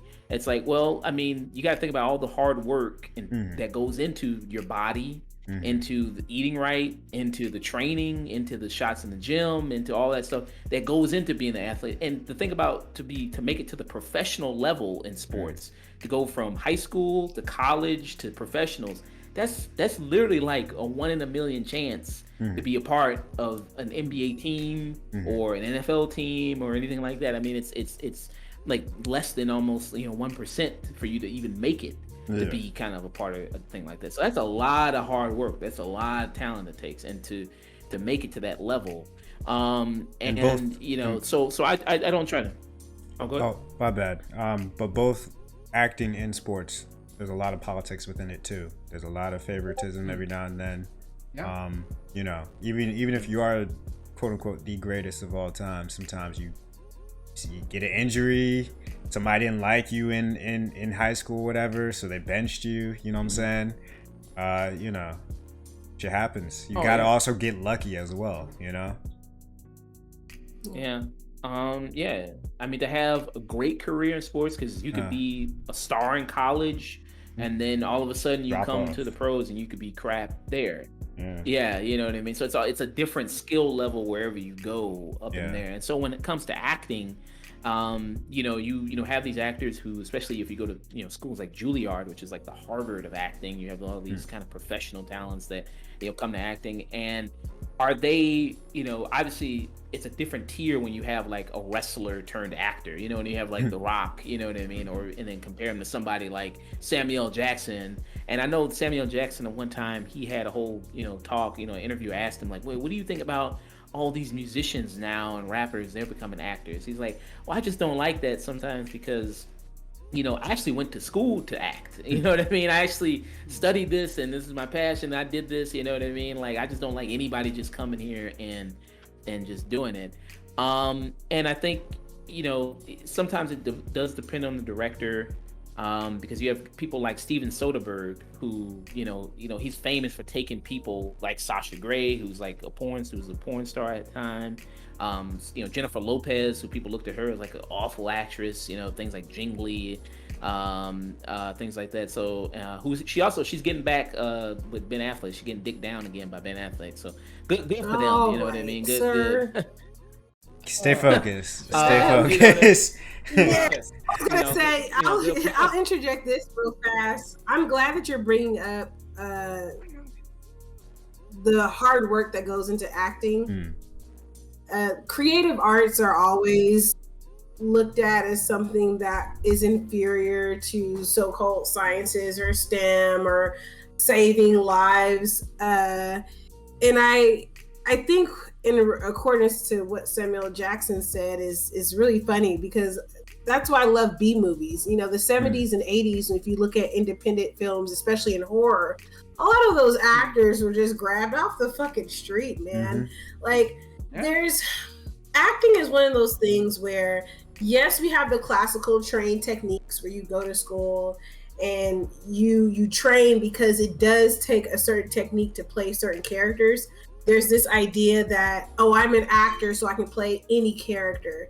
That's not necessarily true. It really takes a really good character actor to be able to try on these different personalities and tell these different stories in a way that's believable, and you forget that he's an actor. Jim Carrey, for example, is actually a really good character actor. He's looked at as comedic, but he's actually a character actor, because every role he steps into, he becomes that character. So there's that type of acting, but there's also just like, that's why I love acting, because it is the art of storytelling. We are the mirror.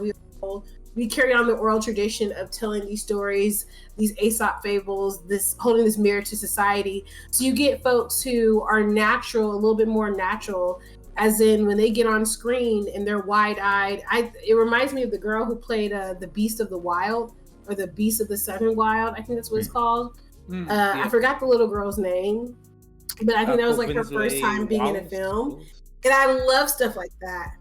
Yeah, I love actors like that, because it's like you get a real, raw, authentic experience of someone actively participating in their imagination and really inviting us to take this journey with them through this character. So acting it's hard work, because you have to be really emotionally vulnerable. Like, everyone thinks you can just cry on cue, and it's not as easy as you think, because to make someone really believe that you're crying and to move your audience to want to cry with you, like, that's not easy to do. It's really not. So it requires you to be really emotionally open. It drains a lot of people. A lot of people don't know that. Like, psychologically, it drains you. Or if you look at Michael B. Jordan, Creed, in the most recent thing he did for Amazon Prime, physically, they'll talk about how the sacrifices they had to make to get that body. I don't want to do no shit like that. Okay, I'm not gonna be hitting the gym like that. for no character. So I don't give a fuck how much you pay me. I'm just not gonna do it. So like, it's a lot that goes into being an actor because you have to change your body, or like those guys who like gain hella weight and drop hella weight. Christian Who did Bale. that? What's his name? Who played Bale? Batman? God, Yeah, Christian I need to Bale. stop smoking weed, Christian y'all. Bale. Don't smoke weed. Christian Bale. Yeah, Christian he talked Bale, about the machinist. He got down to like. Yeah, he got down to like 135 pounds, looking like he's on death's door, and then bulked up to 220 for Batman within the same year. That's a lot. Destroys your body. That's unhealthy. It is. He talked about how it actually fucked with his mental. He talked about how it fucked with his body. I mean, you look at Heath Ledger, another great actor. Yeah. Unfortunately, he was so fucking exhausted from playing the Joker. Even Michael B. Jordan talked about how he had to therapy after playing Killmonger. Because it really like fucked with his mental state of understanding that he agreed with Killmonger's like reasoning, because as a black man, who wouldn't? So it's like, acting ain't no joke. Like, you have to really become emotionally and psychologically invested, and sometimes your brain, it blurs the lines. So I mean, I just like that you brought that up, Josh, because I think a lot of people do just take it for granted, even though we spend millions upon millions of dollars on movies every year, but somehow acting isn't a real thing. It's not a real job. Yeah. But and all those emotional investments, those usually take months, or at least like months, years of preparation. Yeah. Where's your love life? Committed. You can't really have a life. Yeah. You don't. So well, Michael B. Jordan, he's having a life with Steve Harvey's daughter. He's having a life. I mean, that's this man here. I mean, you need to stay off Twitter. I'm so jealous of that, because they're so fucking pretty. Nobody should be that fucking fine today. And even when you get that success, you don't get like privacy or anything. Just look what happened like weeks ago with Rita Ora, Tessa Thompson, and Taika Waititi. What happened there? People are all up in arms about it. We talked about this on the Twitch stream last night. So paparazzi like caught photos of Taika Waititi chilling out with Rita Ora and Tessa Thompson. They were all like cuddled up together and like kissing and shit.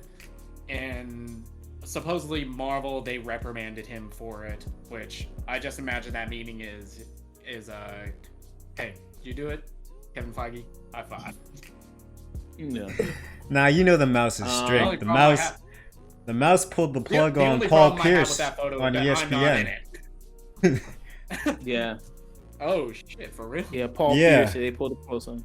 Yeah, man. Yeah, because he was on Instagram Live with strippers and money and all that stuff. So yeah, so they fired him. Yeah, the mouse. But yeah, don't mess around. I mean, but yeah, I mean, acting is I mean, a lot of people just say like, well, yeah, anybody can do it. It's just pretending to be somebody else. Yeah, I can pretend to be somebody else, but it's a lot that goes into it. I mean, like Jena bringing up the physical transformation that somebody makes. That's a big commitment. I mean, Hugh Jackman. I mean, he would talk about him crying. I mean, trying to get in shape to play Wolverine. I mean, eating whole chickens, like a whole chicken, just eating and trying to get trying to gain that protein and to play Wolverine. I mean, no, thank you. You know what I mean? and Chris Hemsworth talks about being in that shape. Being in shape to be Thor. I mean, it's like I don't want to keep doing this forever. Like, holy crap, because the amount of shape you got to be in to play that part. But yeah, it's a lot. It's a lot that goes into it, man. But I mean, sometimes with the director, I mean, you get a good director's actor who can really work with actors and really pull a good performance. I like Steven Soderbergh. I think can do that very well. With his performances really play to people's strengths. And very well. So yeah, it's a lot of hard work, a lot of dedication that goes into it. Yeah, very much so. So thank you, Jena. I think that was a beautiful response from you. Beautiful answer. Thank you. And thank you for being on. Yeah. Thank you. I like to thank. Yeah. Thank you, of course. I like to thank my parents first, God first. Holding your afternoon toonie. Yes, afternoon toonie. I won the afternoon. What's that? Viewer's Choice Award. Yeah. So MVP. All right, people, we're gonna get out of here today. I'm gonna be signing off. I thought this was a great first Twitch stream. Hopefully do more. Chase told me I couldn't show like any footage with no sound or anything like that, so I don't know how on the Twitch. I don't trust it. I don't trust stuff. Twitch. Okay. Okay, so I don't know They what will. I can show or not. They will show yank you for the most random shit. I'm telling you. Okay, so I don't know. Yeah. But yeah, gain the follower. Are we on stream? So that's pretty nice. Hey. So that's pretty cool. Thank you, follower. Woo! Yoko's. In fact, if we get to next time, I'll make this promise. The next time I'm on and we get 10 followers, I'll shake my on camera for 10 new followers. There you go. We might get 100 followers. Chase. Right now, Chase. We might get it. We might break 1 million followers. I'll do that. Yeah. You know what? But we have to get those 100 followers first before I do that. Yeah. All right. So Josh is signing off here. Hey. Because I guess. So to check out all the people all on socials, we are on Twitter, The Afternoon Tune, Instagram, The Afternoon Tune. We are on Facebook, The Afternoon Tune. We are wherever you listen to podcasts. So Apple Podcasts, we are there. So don't forget to leave a 5-star rating and write a review. That helps us out a lot. Boost the podcast. We are also on Spotify as well. And you can also check us out on, of course, YouTube. At youtube.com/afternoon. Got good content up there as well. Of course, we're on Twitch. You're watching us on Twitch right now. We're on twitch.com/theafternoon. We're going to be streaming every Friday or Saturday. Going to be putting up streams. So we're going to be doing this from now on. Going to be trying to do live recordings with that. So that'd be pretty awesome. And if you want to send us an email, we're at theafternoontune@gmail.com. Chase, where can people find you? You can find me at Mr. Chase Mac on Twitter, Twitch, and Instagram. That's spelled MrChaysemac. Where can they find you, Nick? Find me, Twitter, Instagram at Night and Day Nick. And Jena, pimp all your stuff, Yes. all your projects, everything like that. If you want.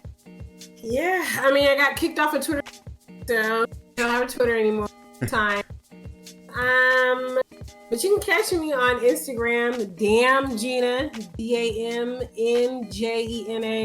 That's where you will find me. The latest project I worked on was a short visual album for this really great artist, and you can check that out. If you go to my Instagram, you see the link in the bio. I was the set designer, director, and pretty much I did everything. it was all of us, but that was the first time I wore many hats. I did the lighting, the production. I helped a little with the editing, but this is the first time I was asked to be an actual director. So it was pretty fun to get back in the directing seat, and I have another project coming up. Okay. Yeah, it's a short film. Very so impressive. Wow. Congrats. look out for me, guys, on Instagram. Thank That's you. dope. Yes, please show love. Go to my Instagram. Click on that link in the bio. Mhm. Yeah. It'll be in the description below. All right. Yes, it will. So, to all you people out there, hope you enjoyed the show. Hope you enjoyed the stream, and don't forget to always Stay tuned. Stay tuned. Stay tuned. Okay.